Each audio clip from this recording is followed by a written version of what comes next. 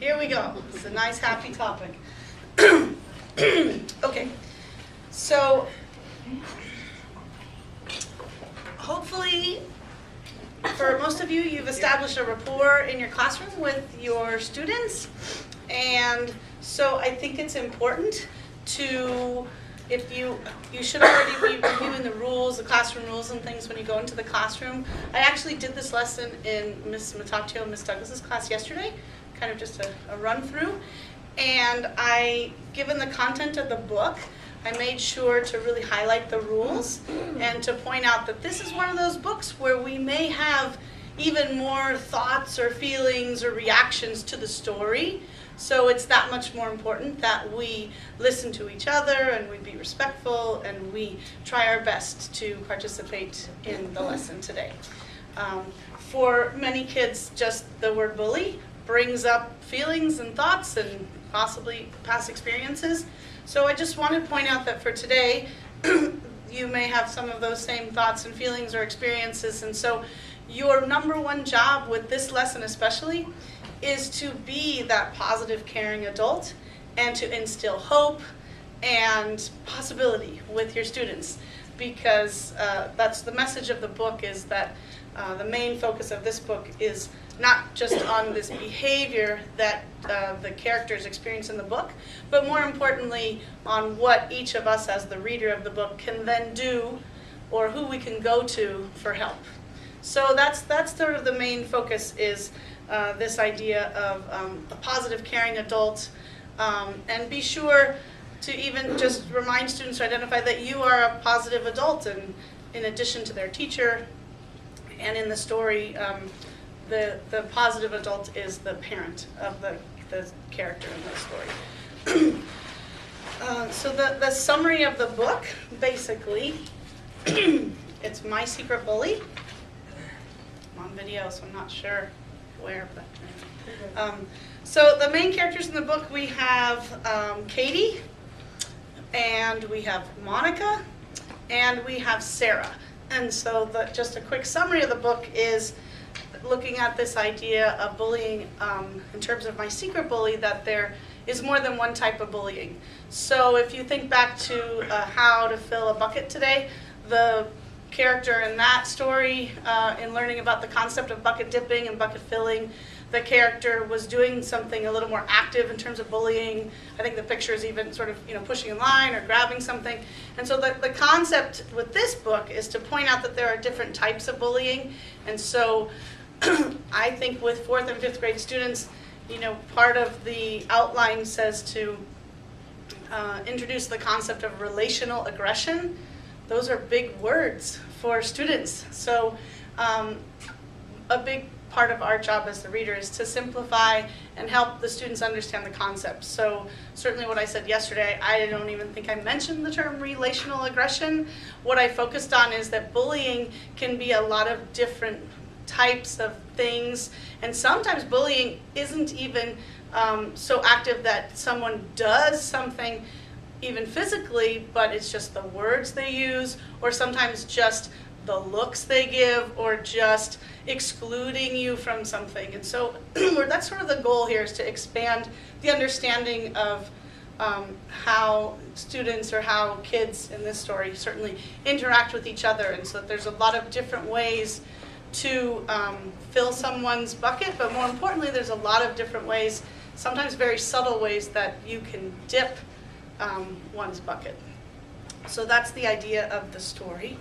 And Monica is the target in the story, and Katie is the bully, if you will, my secret bully, because Katie, as the story will introduce, is someone that she has known since kindergarten, and they are friends, and now there's this new behavior. So we really see, and the students will really see, sort of that progression of, it's just a different display of what a bully is. And it's very important in your lesson, after you read the book, that you point out that even though this story is about girls, that doesn't mean that only girls are silent, secret bullies, but that bullying can be from anyone to anyone, regardless of if they're boys or girls. kids or adults, certainly it's important to just explain this concept. Does that make sense? We have a question. Yes? Andy, we have a Katie in class.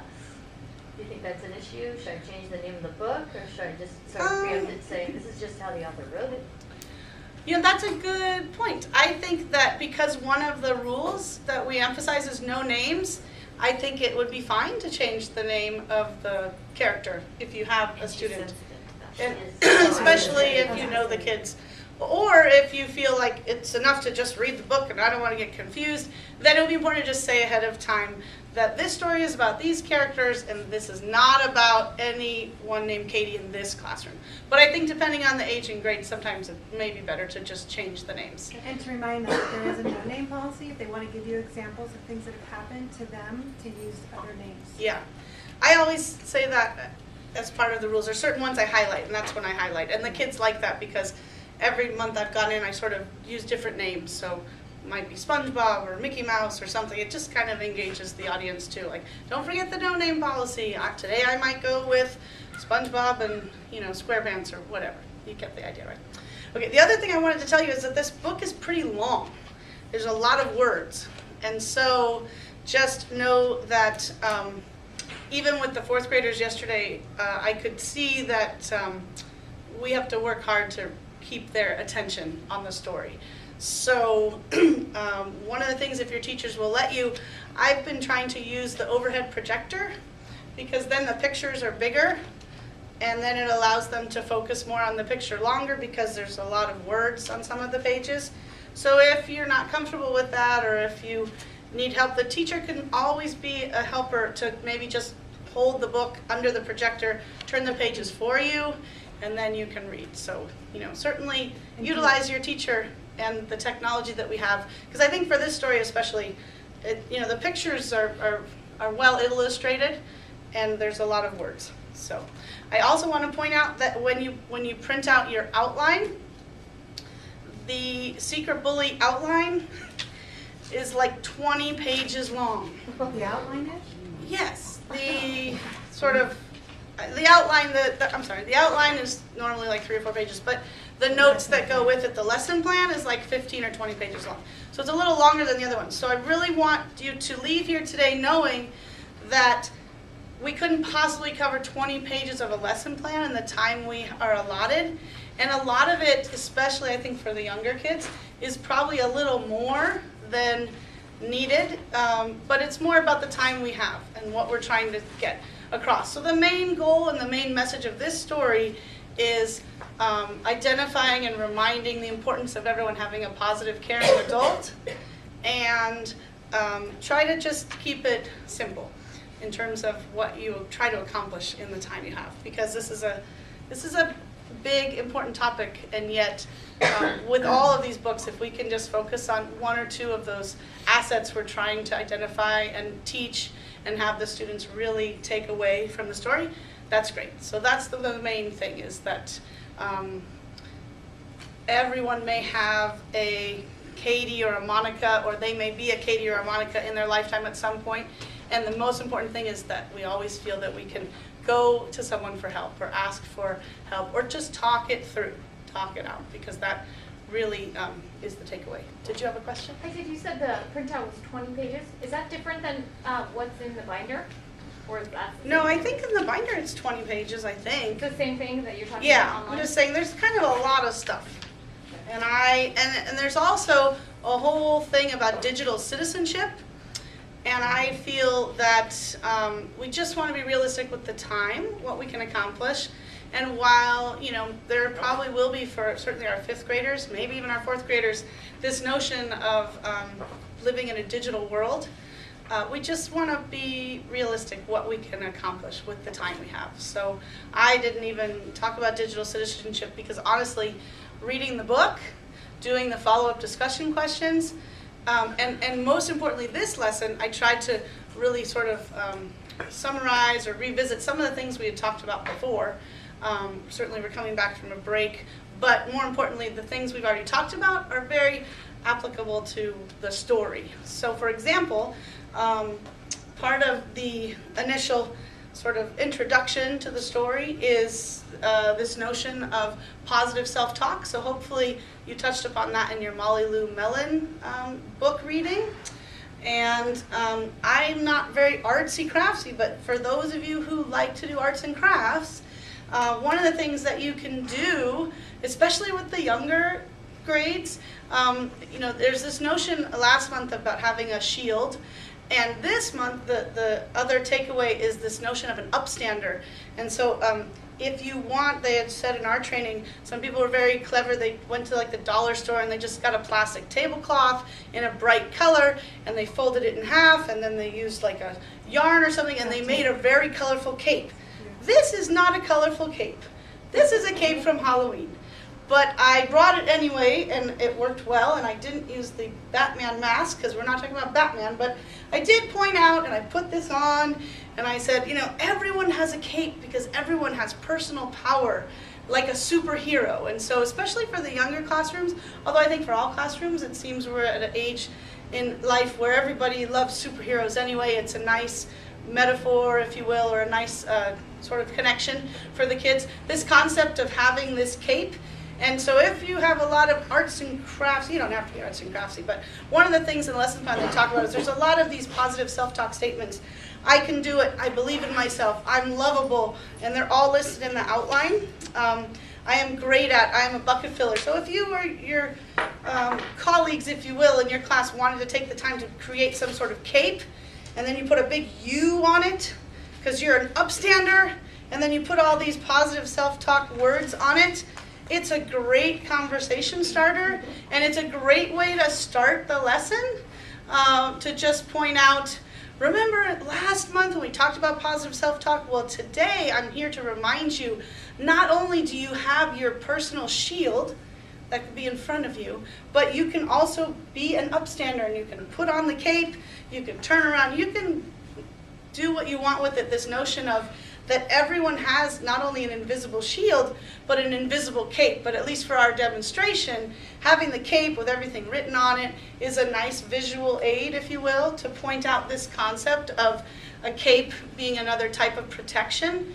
Because really that's the other takeaway of the story, is that if we call upon our invisible shield or our invisible cape to protect us, to deflect all the things that are being saying or done to us, it's another way of just really digging into that personal power that we want to inspire each student to have, that I have the power to walk away, I have the power to deflect this, I have the power to go ask for help.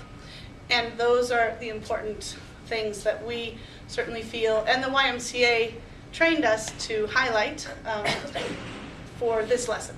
Does that sound like fun?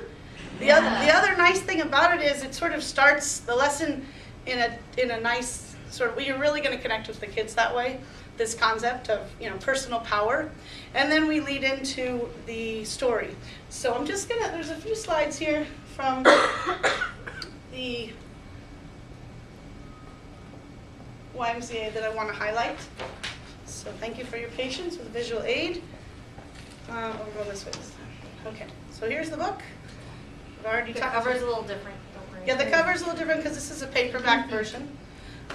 So just to point out, because even though we may not use these terms in class, I think it's important as trainers, as readers, for all of us to understand this concept.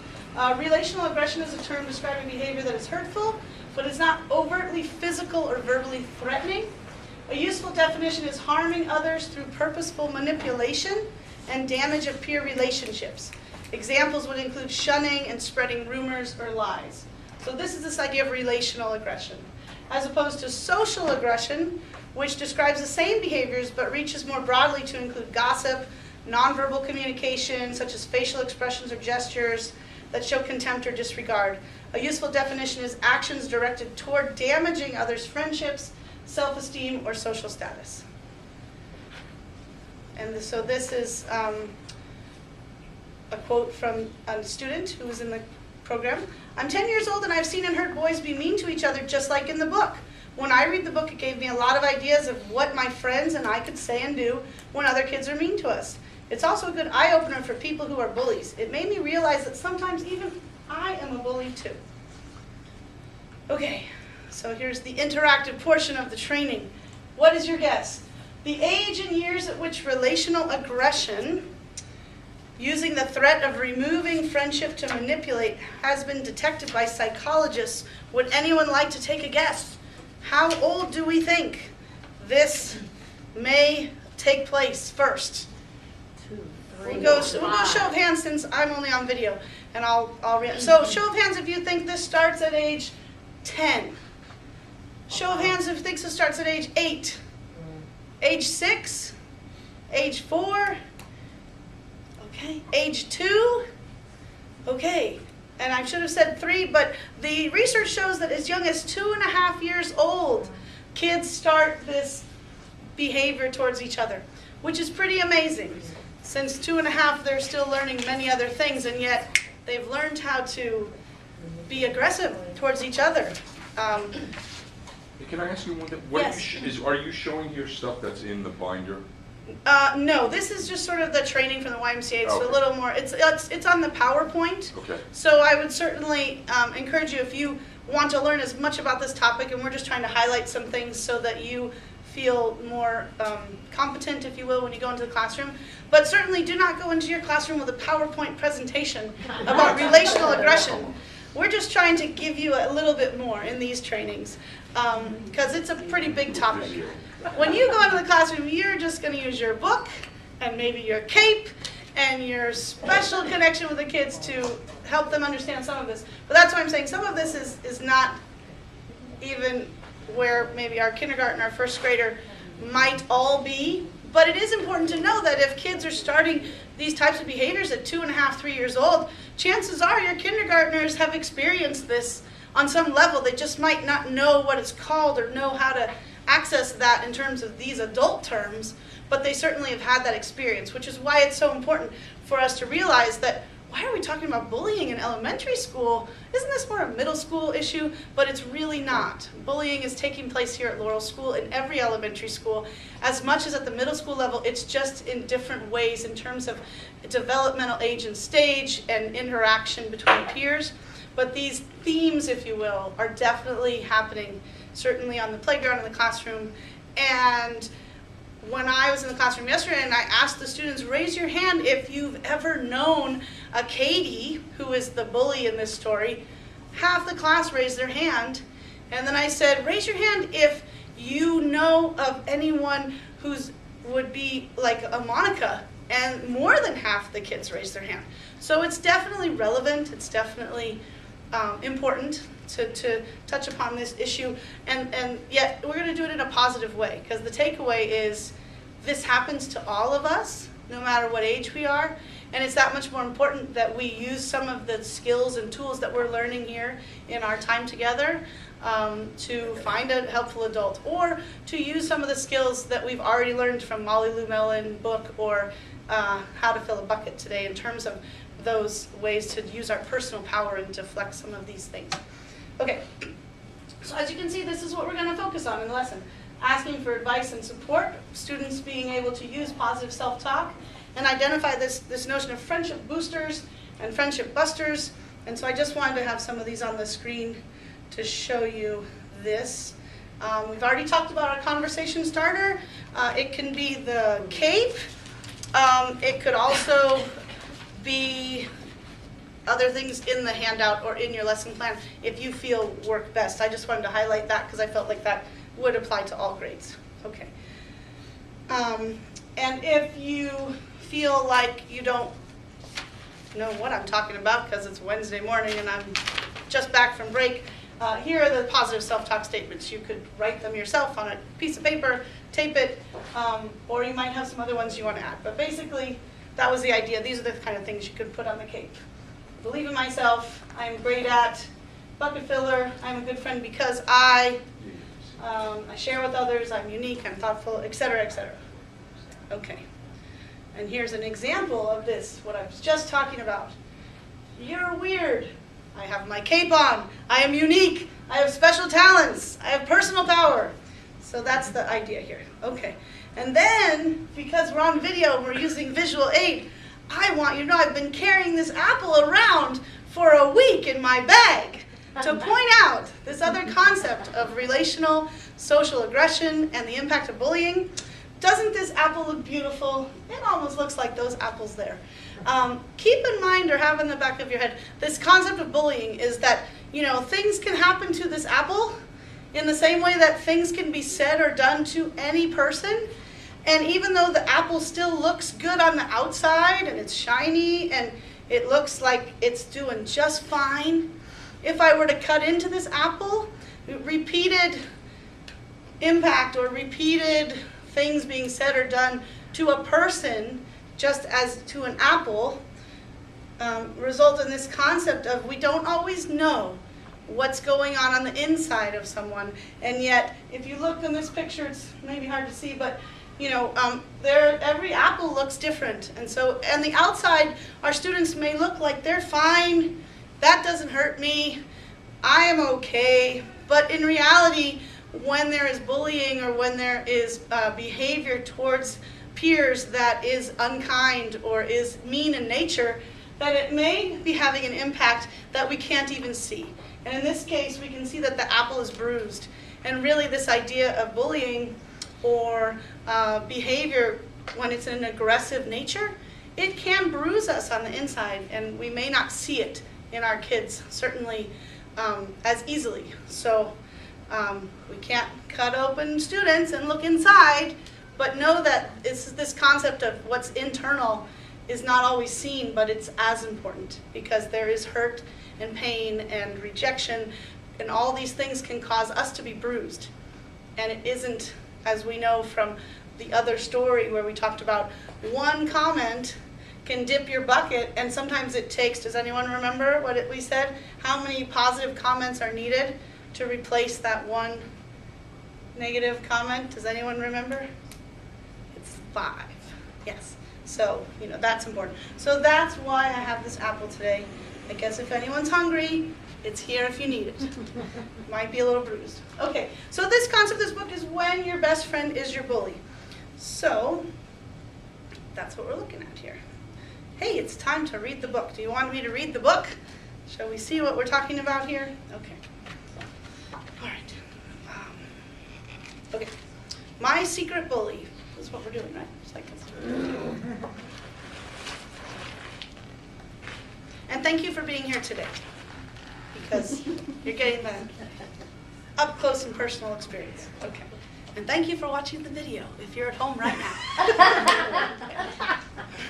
My secret bully. Katie is my secret bully. A lot of people would be surprised to know this because they think she's my friend. Is that right? No, you're good. And she does act like my friend sometimes, but lately I'm not so sure. Katie and I have known each other since kindergarten. We've spent a lot of time together because we like doing the same kinds of things. Making perfumes with flowers picked from my yard, playing soccer in the rain, sharing secrets, and spying on our bossy know-it-all brothers. I love being around Katie when she's nice to me, but there are times when she's not. She can be just plain mean, and I don't know why. It all started a few months ago during school recess. I noticed Katie whispering to a group of girls and looking at me. I went up to them and asked Katie what they were talking about. She said, "Oh, nothing, Mom, I'll tell you later." Then some of the other girls giggled like it really was something, and that made me feel bad. So certainly you can point out facial expressions in the story, help kids to identify the different feelings that the characters are having. And that's why when it's on the big screen, you can really show that well. The next day when I was playing with Sarah, Katie grabbed my arm and pulled me away. "Katie, stop it," I said. "I was talking to Sarah." "If you play with her," she whispered in my ear, "I won't come over to your house tomorrow." Then she let go of my arm and skipped away as if nothing happened, but something did happen, and it didn't feel right to me. I wasn't sure what to do. I really wanted to get together with Katie, but I wanted to play with Sarah too. So I just ignored what Katie said, thinking maybe she was having a bad day. A few days later, I saw Katie playing wall ball with Sarah. It looked like a lot of fun, so I asked if I could join them. Katie just stared at me and didn't say anything, not one word. Katie, I asked again, can I play wall ball with you and Sarah? We're in the middle of a special game right now. Maybe later, she said. I looked at Sarah, hoping she would change Katie's mind, but she didn't say anything. Sarah just stared at her shoes and pretended I wasn't there. So I walked away, feeling a tight knot growing in my belly. At night, I couldn't concentrate on my homework, and my mom noticed. What's wrong, sweet pea, she asked. I'm having trouble with Katie, I said. She seems to be really mad at me, and I don't know why. You've been friends for a long time, Monica. I'm sure you'll work it out, Mom said. So I did. But when I asked her if she was mad at me for some reason, Katie said, no, I'm not mad at you. You are just so sensitive about stuff. Well, I have to do my homework now. See you later. Maybe she was right. Maybe I was too sensitive. So it's good to point out that they're on the phone. They're not in the same room reading stuff. Things didn't get any better after a while. In fact, they got worse, much worse. It got to the point where no one would play with me at recess. I was all by myself. And there was Katie, hanging out with my other friends, laughing and being all sweet and nice to everyone but me. Maybe there was something wrong with me. Last month, for the third day in a row, I told my mom that I had a bad stomachache and didn't feel good enough to go to school. You've been complaining of stomach aches a lot lately, she said. Is something going on at school that's giving you this upset stomach, Monica? When I saw the look of love and worry in my mom's eyes, I knew I couldn't keep my secret bully a secret any longer. At first, I just started to cry and couldn't stop. Mom hugged me a lot and waited patiently for me to talk, and so I did. I told her how hard it is to be friends with Katie. She's nice to me when we're playing alone, but really mean to me when we're around other people. I even think she's been saying bad things about me to my friends, so they won't like me, I explained. I told my mom everything, and she listened to what I had to say. I mean, she really listened to me. Mom didn't blame me or ask me to be nicer to Katie, and she didn't say that's just the way girls are, so you better get used to it, like my babysitter did when I tried to talk to her about it. I felt a lot better after I talked with my mom. Mom says there are some problems in life that aren't easily solved, and this is one of them. But it helps to know that I'm not alone. I found out that a lot of other kids have had this happen to them, even my mom when she was a kid. But that doesn't make it right, and that doesn't mean this is the way it has to be. Mom and I talked about what I could do to stand up for myself.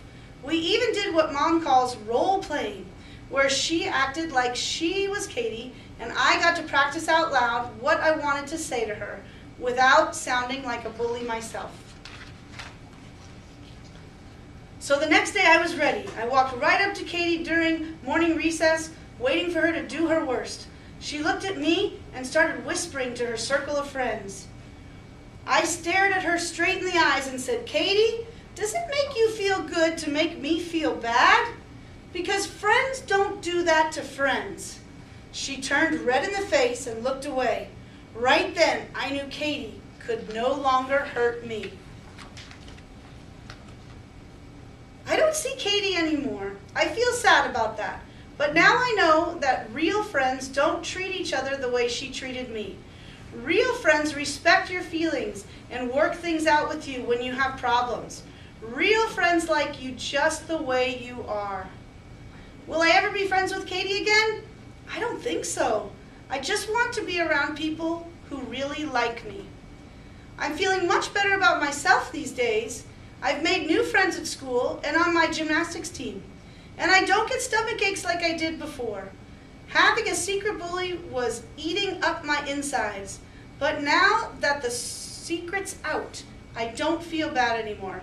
It's nice to know that whatever I do, I'm going to be just fine. And as you can see, there are some notes in the back of the book that I would encourage you to read yourself. I don't think you need to read all of this to the students, but there is a lot of additional information. There are discussion questions in our outline, but there's also some things here, and so you could certainly highlight, if anything, this page is good about what can a target do. maybe come back to this part of the book after you've had your discussion with the students in class, because the outline, and you should have that in your binders, talks about the next step in the story of the story and then the discussion. So you could come back to this page. Since I have the book up, I'm going to read this now for the video, but then we'll go in order with the lesson plan. So this says, what can a target do? A target can know that it is not your fault. A target, meaning, in this case, Monica, the person being bullied. A target can know that you don't deserve it. A target can tell the bully to stop, only if you feel safe doing so. A target can remove yourself from the situation by walking away. A target can report bullying to an adult you trust. And that's what happened in this story. A target can hang out with people who let you be you. A target can use humor to deflect bullying. A target cannot respond to bullying by becoming a bully yourself. And so then there are some other discussion questions here, and some of these are similar to what's in our outline. So I'm going to move to the outline now. And then just for your reference, when you have this book, there are some really good resources in this book about bullying, and certainly I encourage you to write those down or have those. But that is the story of my secret bully.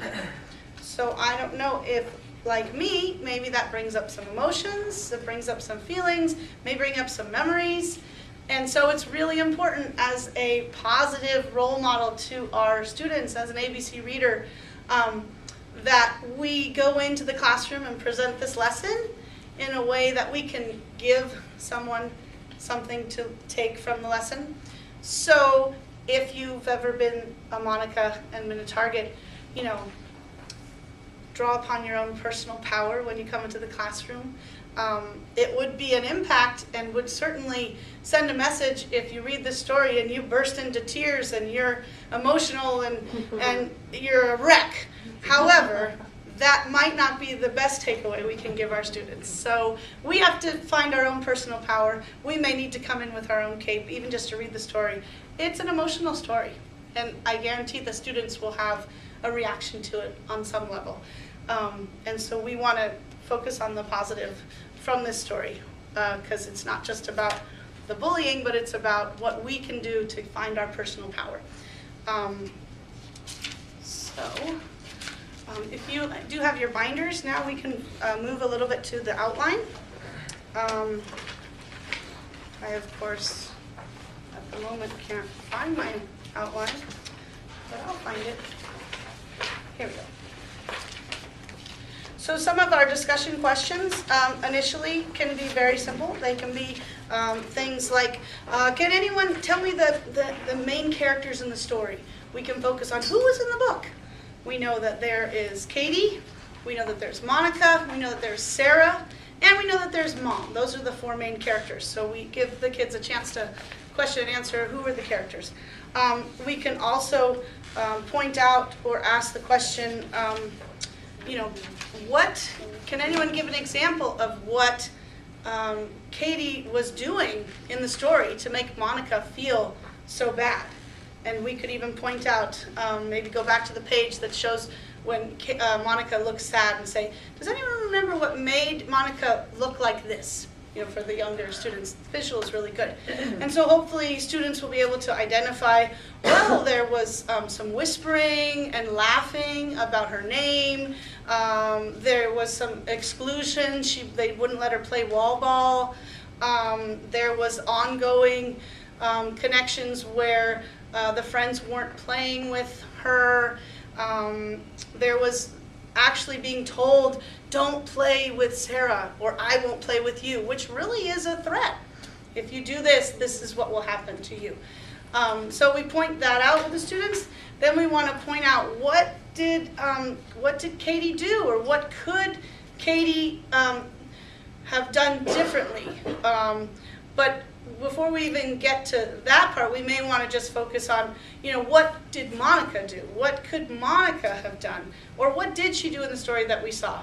And the kids are you know, having heard the other two books, when I had said, oh, tell me about Katie. Someone said right away, oh, Katie's a bucket dipper. Katie's a bully. And so kids identify with these characters. They see what's happening in the story. So it's important to give an opportunity to focus on, what did Monica do? Well, Monica told a positive, caring adult.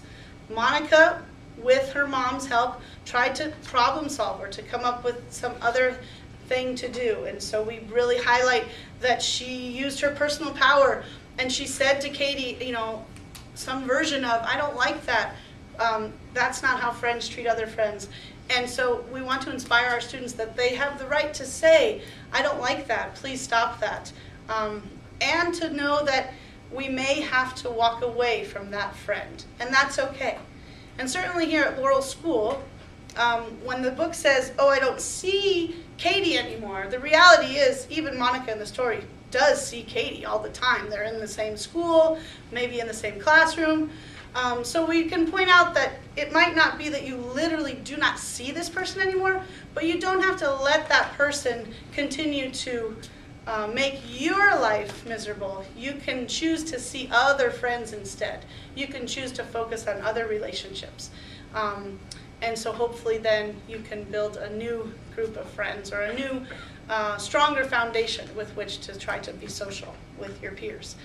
And so then we focus on, what did mom do, or most importantly, I've done this in the classroom more than once now. I've asked the kids, because sometimes, you look out and half the kids, you're hoping they're paying attention, you're not sure. So I'll say, hey, can everybody close their eyes and visualize in your head right now who that caring adult is in your life, or who you're thinking of right now that you could talk to if someone were doing these things to you.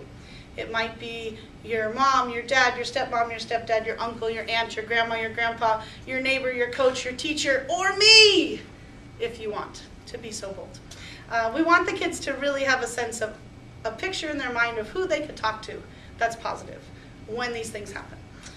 And then, like I said, we're going to point out at some point, maybe you can ask, has anyone ever had an experience, but know that time is limited, and so sometimes a better thing would be, like I did in my classroom, raise your hand if you've ever had an experience where someone left you out of a game, or when someone told you not to play with other friends. So even though it would be powerful and wonderful for the kids to hear from each other, I think at this age, given the number of kids in the classroom, it may be better served to just have them raise their hand. And that in and of itself is powerful for kids to see, oh wow, there's a lot of other kids who have had the same experience as I did. Other kids felt like Monica, just like I did. And so then, as you can see, if you want, with some of the older kids, because they talked about in the book this idea of role playing, you could, especially if you have a classroom where you have a few readers, this would be a great lesson to have more than one ABC reader there with you, because maybe the two of you could do a role play. It's in our lesson plan. I think with the younger kids, the story serves as a great example. But I think with the older kids, sometimes seeing it in more than one way can be that much more impactful. So if you have the luxury of more than one reader, maybe the two of you could act out this role play. And then they talk about this idea of doing a rewind, where you present it as one way, and then you present it as another way, in terms of, in the first example, the person might react where they just, sort of dissolve into the floor at some level. Or if you could even include the teacher, because really we have three characters in the story, and we're trying to teach our students this idea of not only that there is bullying in many shapes or forms or ways that people are bullying others, but as the target, I can or can't do this or that, but then even more importantly, this notion of what an upstander is. Because remember, every lesson we're talking about an upstander pledge at the end. We're reading that upstander pledge. So if you could have the teacher participate in that role play, and they could be the Sarah character, and have them say or something, and you might have to talk to your teacher ahead of time, see if they're willing to do a role play. But this notion that it's not a story just about Katie and Monica, it's actually a story about Katie, Monica, and Sarah. And what did Sarah do or not do in the story could be part of the discussion. And then in the role play, we could show what Katie, Monica, and Sarah as the upstander by saying, hey, it's okay if Monica plays wall ball today, Katie. Let's let everybody play. Would be an example of being an upstander, because that's what an upstander does. And this is a great opportunity to teach the kids that too. That an upstander can be just like in the Molly Lou Mellon story. An upstander can just be someone who does not reinforce what the bully is saying or doing. An upstander can be someone who just says, I'm going to play with Monica anyway. I think everyone should play. Or an upstander could be when there's a group whispering, they could just leave that group. So an upstander doesn't have to be direct in terms of their interaction with either the bully, Katie, or the target, Monica, but they could just walk away, and that's being an upstander, to just say, I'm not going to participate or continue to reinforce what I can see is hurting someone else's feelings.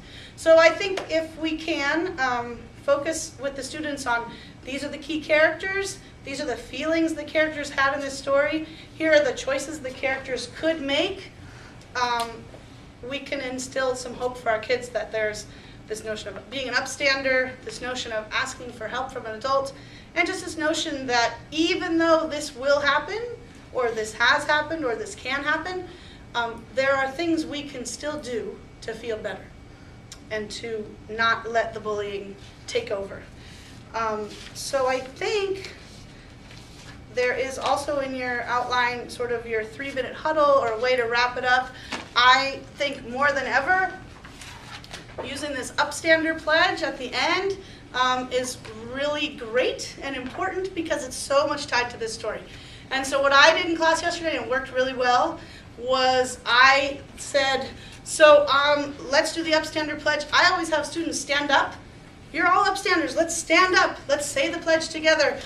And I put my cape back on, and I said, for those of you who want me to see your cape, because you all have an invisible cape, because you're an upstander too, I said, if you have a sweatshirt or jacket or something and you want to wear it like a cape, put that cape on now like I have. And then everyone stood up, and the kids got into that. They put their hood on, and they put it over their face, and this and that. This is my cape. And then we just recited the upstander pledge, and that's how I usually do it. I'll say, repeat after me, I am an upstander. And then the kids are there with their capes, or even if they're invisible, they're standing, and they say, I am an upstander. And we do this every time because we really want to reinforce this idea that you are an upstander. You always have the opportunity to be an upstander. And if we can instill more students at Laurel School to be upstanders, that makes a difference too. And so that's how and what we can do for My Secret Bully. And just a reminder, the upstander pledge and the rules will be located in the teacher's binders, just like you have, teacher's binders, which will be with the books. So pick that up in the beginning of class. So in the blue binders in your classroom, or whatever color, I think most of them are blue, it should always be next to this bucket of books and next to this bucket that all the classrooms have of the blue bucket. And as Barbara said, because she was off camera, these things are in the binder. So it does create, even if you just every month go in and you read the rules, and then you read the story, and then you read the upstander pledge, whatever happens in addition to that is a bonus, and certainly you're doing something positive, and there is an impact on the kids just having this repetition of these two things plus the story, and I guarantee that it'll be good in some level for your kids. They're learning social learning and social skills. Yes, questions? Eileen, And do I we think want it's to turn the important- video off now, or no? Go ahead. I think it's important to tell kids that if they're not getting much help from one helpful adult, they could ask someone else. Yes, definitely. Because, for example, my mother always said, oh, maybe she's just jealous. Or Yes. maybe he just likes you. It's like, Yes. that's not helpful whatsoever. But my Yes. mom didn't know developmental psychology in kids, right? Yeah. But your teacher has n equals thousands. I mean, they know what to do. Yes. So maybe your teacher is better to ask than if your mom doesn't help you, Right. she just hugs you. But So we you can might point need more out that help. there are positive adults. There are many, You even can at Laurel approach School. more than It's a one. great opportunity to say, you know, Because we won't all have hopefully the you can same talk to insight. the grown-up at home who's caring. But remember, you know, and certainly as a playground parent, I'm always pushing that. On the playground, there should always be a parent in an orange vest. That's another caring adult you can go to and ask for help. Liz is a caring adult. Elena is a caring adult. There are caring adults outside the classroom and inside the classroom. A great point.